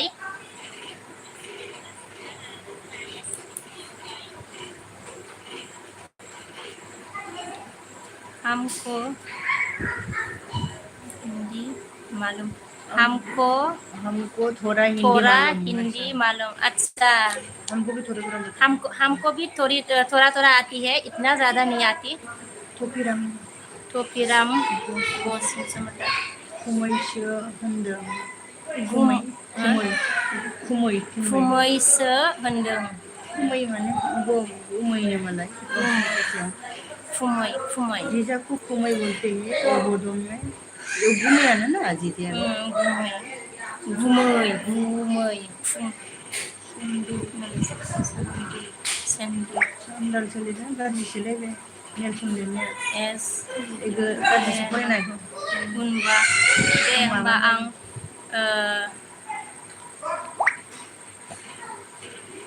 थांथ'नोसै दे एस बि टि वाइ जागोन दे आंबो दोनखासिगोन नालाय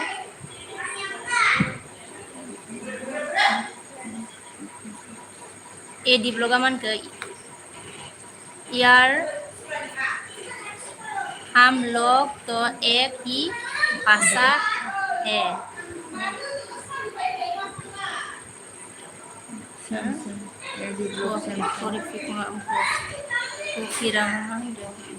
खुमै माने मा जाखो बे टपिरामा मा टपिराम जा नेलसनानो दे बेबायदि माबा सोलायो इसोर सोलायनानै हरो माबानाय 5 साबसक्राइबार इडलिनि भिडिअ मोनाबा साबसक्राइबार दङ एस बि टि वाइ मानखो मोना दे मोनो नामानो दे गाज्रि मोननाङा दे आं माबा खालामो बबे स्टेटनिफ्राय तामिलना होनदों सोंदों तामिलनिया आसाम आप स्टेट किधर स्टेट आसाम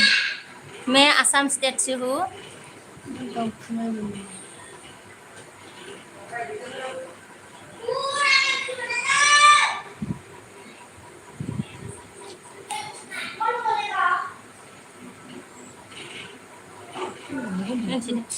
गाइस मैं अभी रखती हूँ बेटा को थोड़ा पढ़ाती हूँ मैं अभी बाय करती हूँ सबको मेरी एलबी स्क्रीन में आने के लिए सबको थैंक यू बोलती हूँ मैं दिल से। लोगोफोर आङो दायो दोननोसै आरोना फिसालाखौ एसे लेखा फोरोंनोसै। बाय लोगोफोर।